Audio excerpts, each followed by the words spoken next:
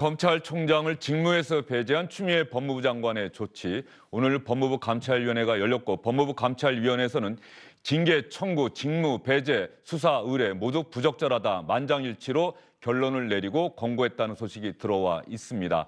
내일 법무부 징계위원회가 열리는데 법무부는 오늘 감찰위원들의 권고 사항을 충분히 참고하겠다 이렇게만 밝혔습니다. 지금부터는 김태현 변호사 그리고 판사 출신의 서기호 변호사와 함께 헌정사상 초유의 검찰총장 직무 배제 그리고 오늘 이 시각 현재 진행되고 있는 상황에 대해서 집중 토론 형식으로 진행을 해보도록 하겠습니다. 두 분 어서 오십시오. 안녕하세요. 일단 서기호 변호사님은 판사 출신이신데 말이죠. 네. 이번 검찰총장 직무 배제 조치 어떻게 평가하세요? 네, 징계 청구와 함께 직무 배제가 같이 이루어졌지 않습니까? 사실은 근본적인 거는 징계 청구 이게 핵심이고요. 그 징계 청구의 목적을 달성하기 위해서는 직무 배제가 불가피하다. 그런 차원에서 두 가지 다 불가피한 조치였다고 봅니다. 추미애 장관의 조치는 불가피한 조치였다. 네. 긍정적으로 평가를 하시는 거고요. 김태현 변호사 생각은 어떻습니까? 전 좀 무리한 조치라고 보죠. 그러니까 뭐 검찰청 뭐 대통령도 2명이나 전직 대통령 구속시키고 현직 대통령 탄핵시킨 나라인데 검찰청 정도 잘못했으면 징계받아야 되고 구속되고 처벌받아야 되는 게 맞습니다. 파면도 될 수 있는 거죠. 다만 윤석열 총장을 징계하고 직무배제시키는 여러 사유들이 있는데 이 징계와 직무배제라는 불이익한 처분함에 있어서 절차를 지켰느냐는 부분들 절차적인 정당성 그러니까 뭐 재판부 불법 사찰 의혹 이런 부분에 대해서도 윤석열 총장에게 당신 이런 의혹이 있으니 우리가 이거를 감찰을 하고 감찰 결과 안 좋으면 징계할 거야 라고 통보를 하고 소명기를 줬느냐 그런 부분에 대해서 저는 의구심을 떨칠 수가 없거든요. 아마 오늘 저 법무부 감찰위원회에서도 뭐 징계 청구 직무배제 뭐 수사 의뢰 다 부적절하다고 나왔던 이런 내용들도 그 실체적인 사유 자체가 있다 없다도 중요하겠지만 그런 것들을 하는 이 절차적에서의 문제점들을 많이 지적했을 거예요. 그렇기 때문에 저는 추미애 장관은 좀 무리해서 일을 벌였다라고 보고 싶습니다. 그런 면에서 감찰위원들이 윤 총장에게 징계 사유를 알리지 않았고 충분히 소명할 수 있는 기회를 주지 않았다라고 이렇게 결론을 내린 대목은 이걸 또 어떻게 봐야 됩니까? 서기호 변호사님? 예, 원래 그런 기회를 줘야 된 건 당연히 맞는데요.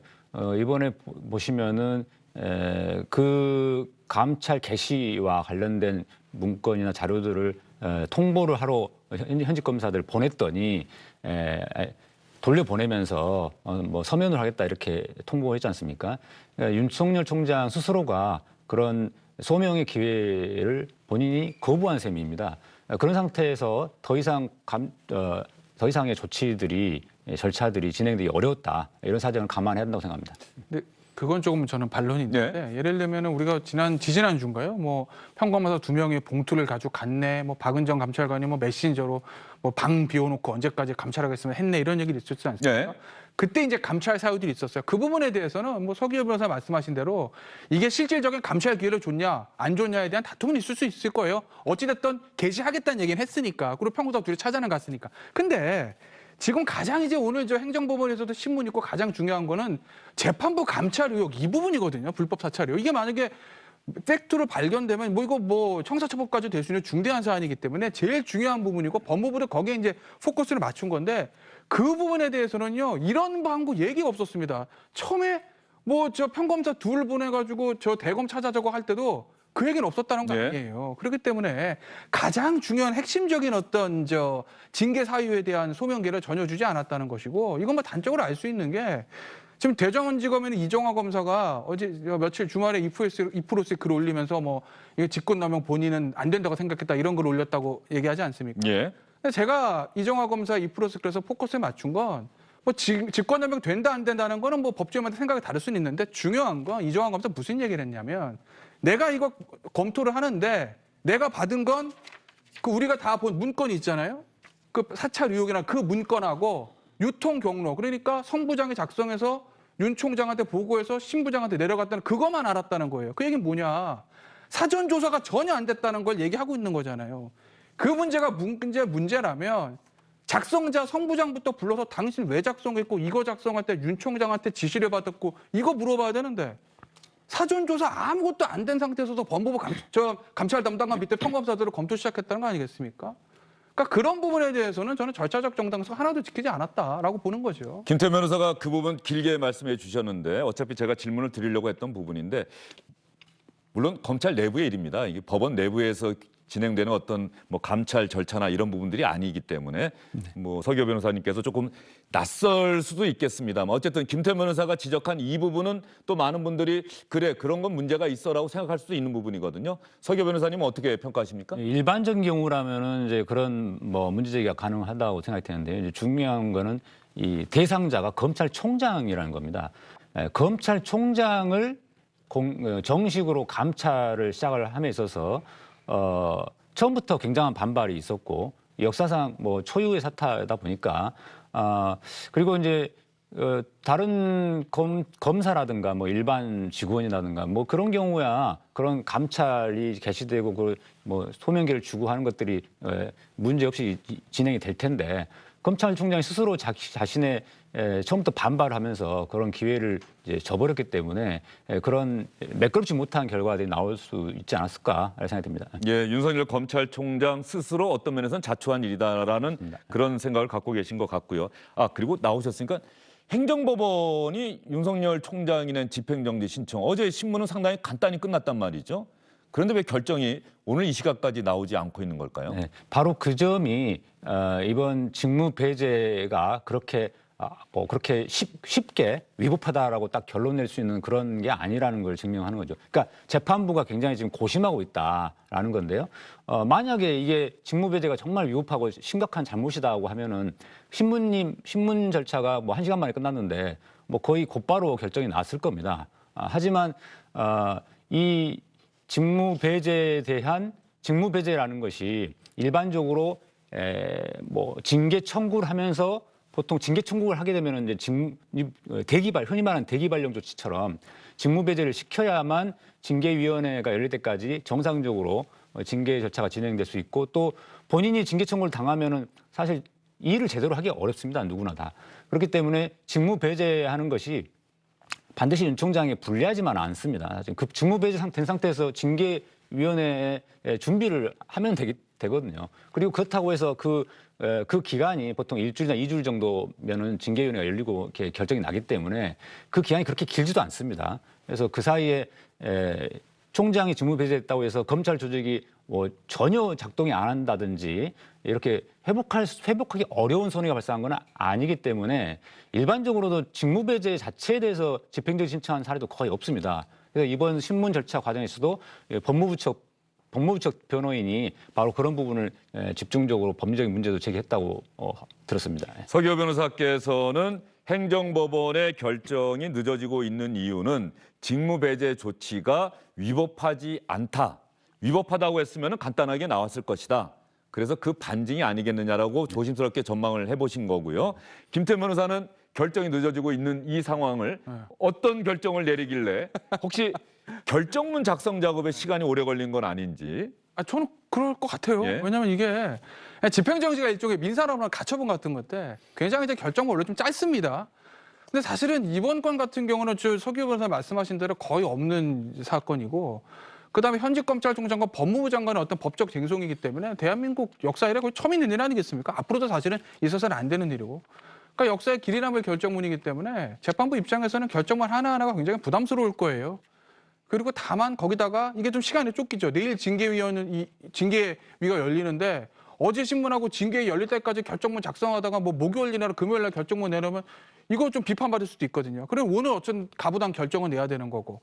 그다음에 굉장히 중요한 결정이고. 그래서 아마 좀 굉장히 고심을 하고 있다고 저는 보고 아마 쟁점 두 가지일 거예요. 하나는 말씀하신 거 회복할 수 있는 손해가 있는 염려 부분 하나 있고 또 하나는 이게 이제 보시면은 형사재판이 아니라 행정재판이거든요.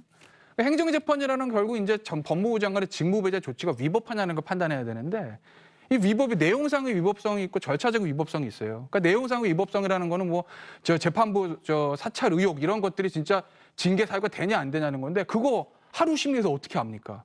그러니까 실질적으로 거기에 대해서는 이 집행정지 담당하는 재판부에서 판단하기 어려운 거고 그렇다고 보면 절차적 위법성은 아마 윤 총장 측에서 계속 집요하게 제기를 했을 거고 그 부분에 대해서 아무리 판사가 뜯어봐도 야 이거 소명기에 안 주고 절차 개시도 안 하고 아무것도 안 했나 더군다나 오늘 감찰이 그렇게 나왔잖아요. 그렇다고 보면 절차의 위법성이 저 눈보도 뻔한데 이걸 절차는 위법하지만 총장이니까 뭐 내일 징계가 위원회가 열릴 거니까 그냥 직무배제 당하고 있어라 이렇게 할 수 있을까요? 전 아니라고 보는데요. 이것 관련해서 이 법원의 오래된 격언이 하나 있지 않습니까? 지연된 정의는 정의가 아니다. 이 집행정지 신청은 급한 결정을 빨리 해달라. 그래야 내가 혹시 불이익한 조치를 받았을 경우에 그 불이익이 너무 오래 가는 것을 막을 수 있지 않느냐. 그래서 오늘 중에는 나올 것이다. 뭐 이러면 어제라도 나올 수 있다라는 전망이 있었는데 이게 늦어지고 있는 이 부분. 행정법원도 그런 부분도 상당히 고민을 할 수밖에 없는 부분 아닙니까? 예, 그렇습니다. 이제 당연히 빠른 결정이 나와야 되는 건 맞는데 사실 어제 나오는 거랑 오늘 나오는 거랑 또는 내일 아침에 나오는 거랑 사실 큰 차이는 없죠. 시기적으로는 시간적으로 뭐 하루 이틀 차이고 왜냐하면 징계위원회 내일 열리는 징계위원회 전에만 나오면은 이제 사실 문제는 없는 거긴 하니까요. 근데 뭐 재판부가 뭐 일부러 이렇게 늦추고 그러지는 않은 거라고 생각하고 뭐 고심 지금 고민이 좀 깊어지고 있다 이렇게 판사들도 이렇게 사회적으로 주목받는 사안이 자신에게 넘어올 경우에는 이게 역사에 기록되는 결정문, 판결문 아니겠습니까? 예, 그렇습니다. 그래서 결정문 작성하는데 굉장히 심혈을 기울이고 있는 것 같고 한 분이 작성하는 게 아니라 세 분이서 작성하는 거기 때문에 합의해서 굉장히 토시 하나하나 검토하면서 작성하고 있지 않을까 이런 생각이 듭니다. 알겠습니다. 만약에 오늘 주영진의 뉴스 브리핑이 끝나기 전이라도 행정법원의 결정이 나온다고 한다면 여러분께 자세하게 전해드리도록 하겠습니다. 그러면 추미애 법무장관이 지난 1월에 취임한 이후 추미애 장관과 윤석열 검찰총장의 갈등과 대립은 계속돼 왔습니다. 주로 추미애 장관이 공격을 했고 윤석열 검찰총장은 어떤 대검찰청을 통해서 서면으로 자신의 입장을 밝히는 수준이었는데 지난 국정감사 때 윤석열 검찰총장이 공개적인 자리에서 나는 장관의 부하가 아닙니다. 이렇게 이야기하면서 양측의 대립이 격화됐는데요. 그 과정을 저희가 영상으로 준비해봤습니다. 이 영상 여러분께 보여드린 다음에 가장 핵심적인 쟁점 판사 불법 사찰 의혹과 관련해서 두 변호사님께 질문을 드려보도록 하겠습니다. 당시에 그 유선사항으로 검찰총장은 의견 제출을 하지 않겠다라고 거부를 하고 근데 인사안은 다 짜져 있고 그런 식으로 인사하는 법이 없습니다. 차라리 그냥 지휘하지 않고 장관의 말을 겸허히 들으면 좋게 지나갈 일을 세상 지휘랍시고 해가지고 일을 더 꾸이게 만들었어요. 법리적으로 보면은 검찰총장은 법무부 장관의 부하가 아닙니다. 상급자에도 또는 사급자. 중상모략이라는 단어는 제가 쓸 수 있는 가장 점잖은 단어라고 저는 생각합니다. 상당히 의심스러운 점이 많기 때문에 당연히 그 법무부 장관으로서는 지휘권을 발동한 것이 적법한 것이고요.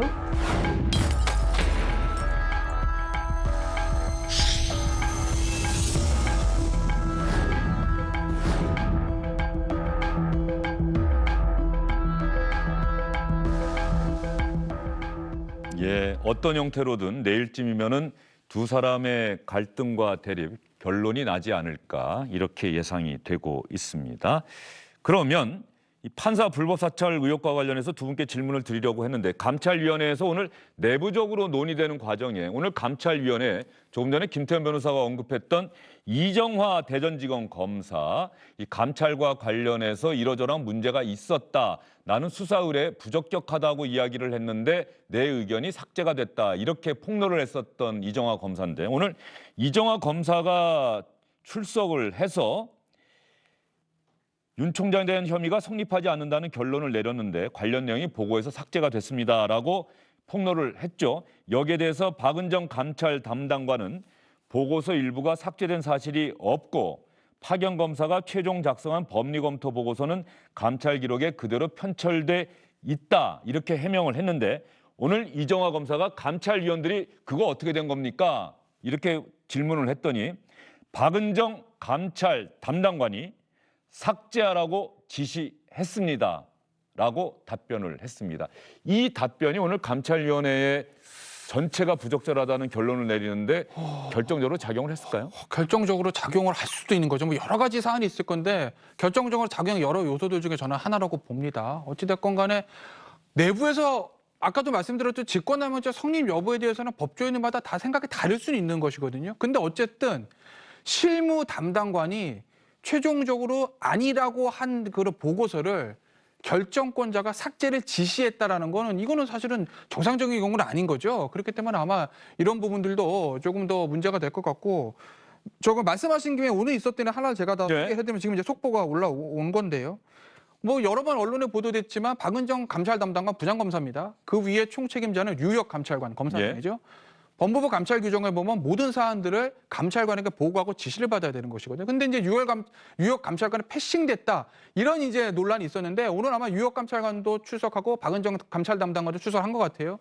유역 감찰관이 11월 이후 나는 어떤 보고도 받지 않았다라고 얘기를 하고 아, 그래서 그 평검사 2명이 검찰총장실을 그렇죠. 찾아갔다고 했을 때 유역 감찰관은 나는 모르는 일이다. 뭐 이렇게 이야기를 했다는 그렇게 겁니까? 얘기를 했다는 겁니다. 그 보고를 나는 하나도 보고를 받지 못했다고 얘기를 하고 그럼 감찰위원들이 박은정 감찰관에게 왜 보고 안 했습니까? 이거 규정 위반 아닙니까? 얘기를 했더니 지금 박은정 담당관 얘기는 장관이 보안 유지를 지시했기 때문에 규정 위반이 아니다 이렇게 얘기를 했다라는 겁니다. 그럼 결국 이거 구체적으로 추미애 장관이 어떤 식으로 저 박은정 담당관에게 지시를 했냐는 건데 단순히 그냥 보안 유지하세요라고만 했으면은 뭐 그냥 넘어갈 수도 있겠습니다만 보안을 유지해야 되니까 유역 감찰관에게는 보고하지 말고 당신 선에서 알아서 처리하고 나랑 단독으로 합시다. 만약 이렇게 지시했다고 하면 이거 또 하나의 법적인 문제가 발생하는 거죠. 그러니까 정확하게 장관이 어떤 식으로 박은정 담당관에게 지시했는지 이게 이제 좀 중요해질 것 같습니다. 예, 김태현 변호사가 속보로 들어온 내용을 토대로 해서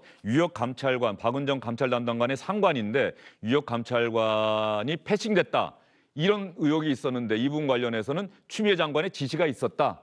그래서 그렇게 했다. 근데 지시가 그런 있었다는 취지로. 취지인데 예. 그 지시가 단순히 그냥 보안 유지하세요. 남 알아서 하고 이건지 보안을 유지해야 되니까 유역 감찰관에게 보고하지 말고 당신이 단독으로 전결하고 나랑 독대해서 나랑 둘이 한 라인으로 결정 이렇게 했는지 만약에 후자의 경우라면 명시적으로 규정 위반을 지시하는 거니까 이건 직권남용이거든요. 알겠습니다. 그 부분이 아마 중요할 거예요. 장관의 구체적인 지시의 내용이 뭔지가요. 지금 김태현 변호사가 방금 말씀드린 이 내용은 법조 기자들의 후속 취재가 꼭 필요해 보이는 그런 부분입니다. 사실관계는 분명히 해야 될 부분이 있고요.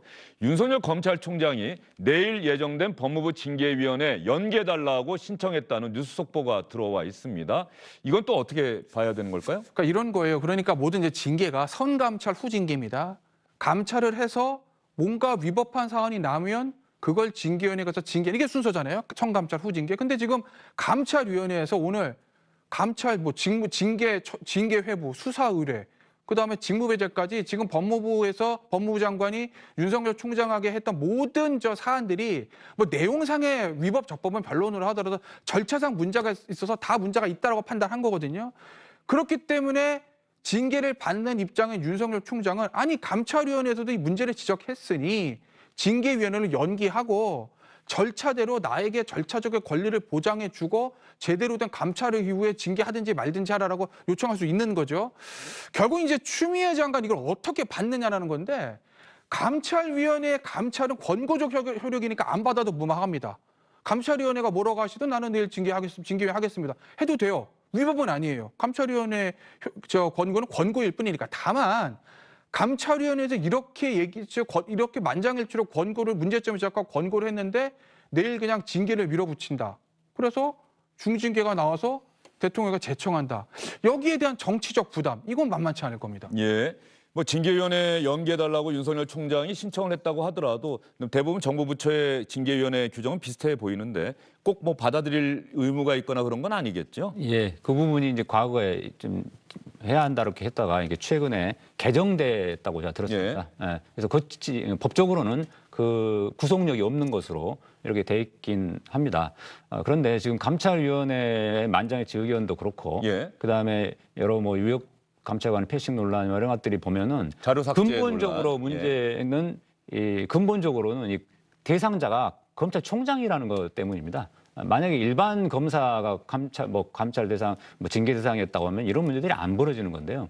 검찰총장이다 보니까 유역 감찰관이라든가 이런 분들이 전체적으로 검찰, 법무부 내에 많은 그 어떤 사람들이 굉장히 그러니까 부담스러운 거죠.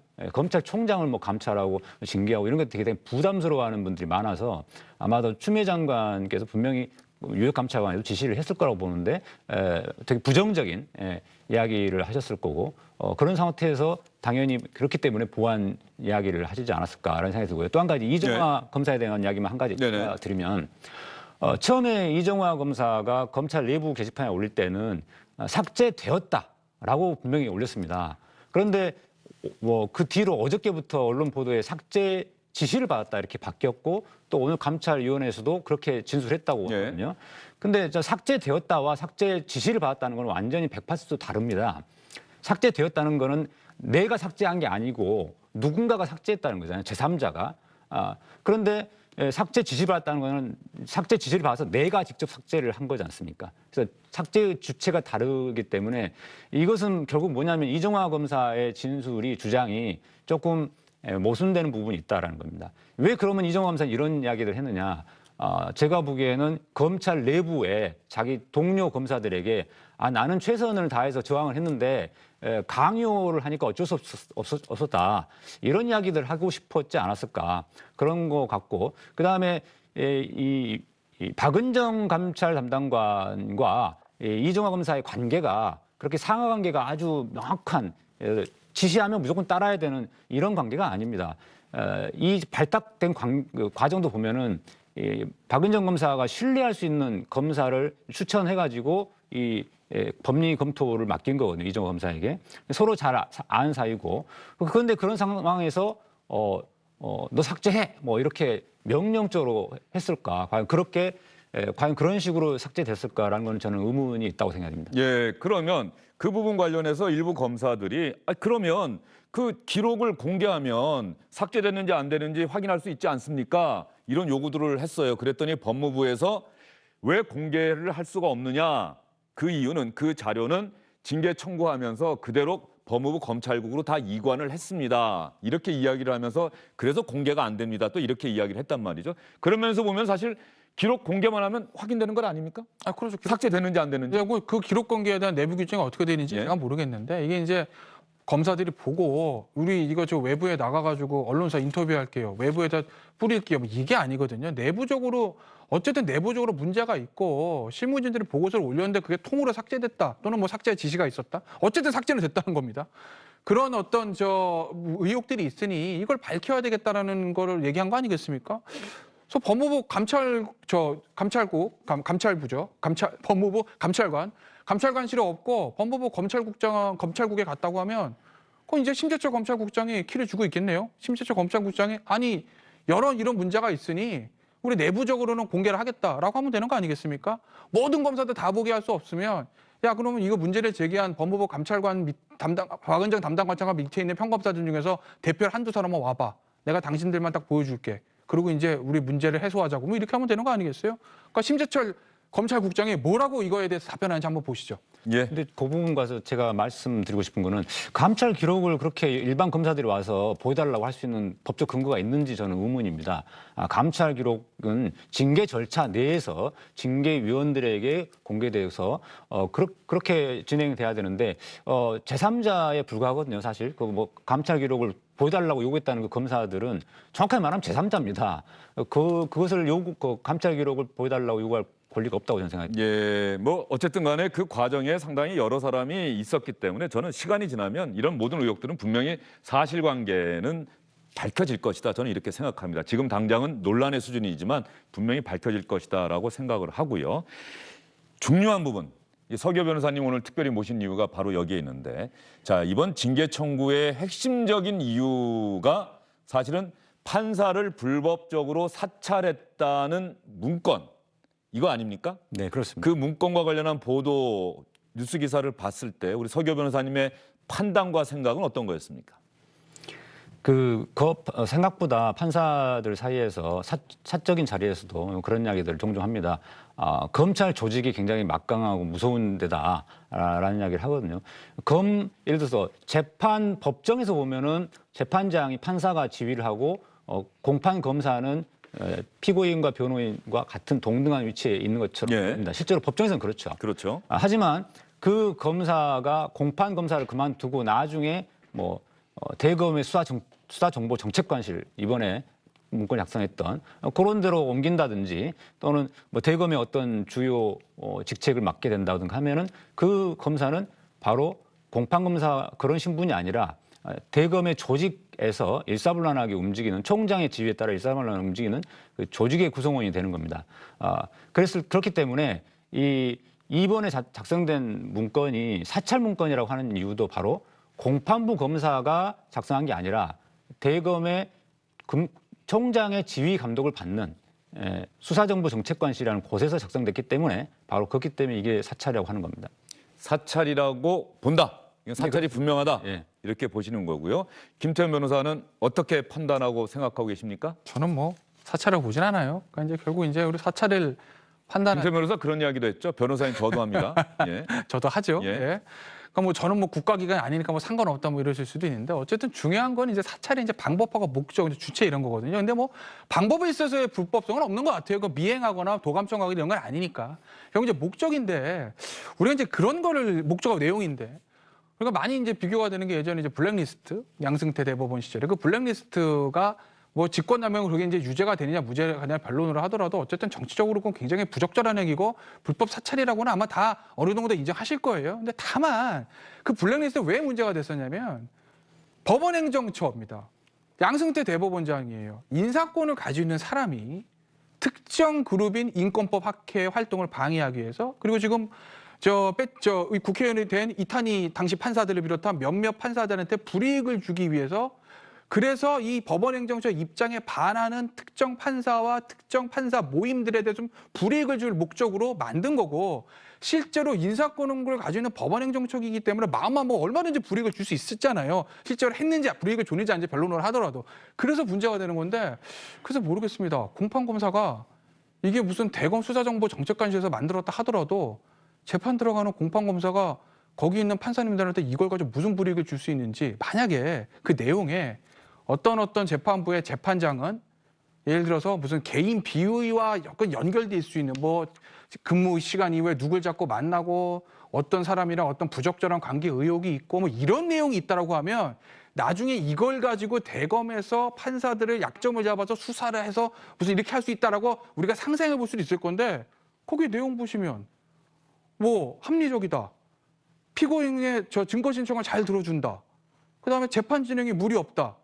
이런 거거든요. 무리하기 법관 이 부분이 논란되는 거 아닙니까? 그러니까 무리하기 법관도 이제 그 부분은 무리하기 법관도 그 무리가 무슨 정치적인 무리 이런 게 아니라 어쨌든 당직 근무와 관련된 그 무리 내용인데 이것도 그 작성한 성부장 얘기에 따르면 이거 어차피 양승태 대법원장 사건, 전 대법원장 사건에서 나왔던 얘기를 자기가 들은 걸 썼다라는 거고. 법정에서 나왔던 이야기. 그 무리하기 법관 리스트를 가지고 있는 담당 수사검사도 절대 외부 유출한 적이 없다고 하는 부분이에요. 물론 이건 사실관계 더 밝혀야 되겠지만 그렇기 때문에 그 문건의 내용과 목적을 생각을 해보면 글쎄 과연 이게 검사들이 솔직히 말해 판사를 약점을 잡아가지고 뭔가를 하기 위한 불법 사찰 문건인가? 저는 좀 고개를 좀 갸웃거리게 합니다. 저한테는. 자, 김태현 변호사가 또 긴 시간 자세하게 설명을 했어요. 조금 전에 서교 변호사께서 이건 사찰이 맞습니다라고 이야기했는데 김태현 변호사가 반론을 제기한 거거든요. 거기에 대해서 다시 한번 반론할 기회를 드릴게요. 예, 그 주체와 관련해서 이 변호사들도 재판장의 성향을 분석하고